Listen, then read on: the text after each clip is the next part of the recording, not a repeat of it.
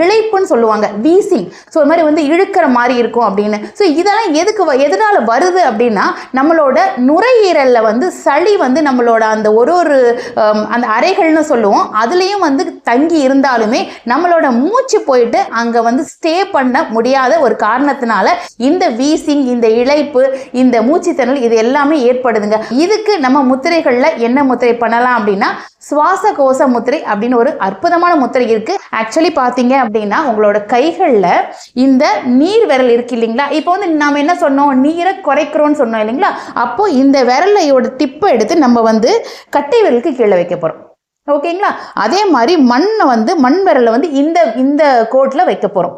அதே மாதிரி வந்து நம்மளோட ஆகாய விரல் வந்து இந்த டிப்பை டச் பண்ண போது காற்று மூலகம் வந்து இப்படி வந்து ஸ்ட்ரைட்டா இருக்க போகுது. ஸோ இதுதான் நம்ம வந்து 2 கைகள்லையுமே பண்ண போறோம். ஆக்சுவலி பார்த்தீங்க அப்படின்னா, இந்த முத்திரை மட்டும் நீங்கள் வந்து தொடையில் வச்சு பண்ண வேண்டிய அவசியம் கிடையாது.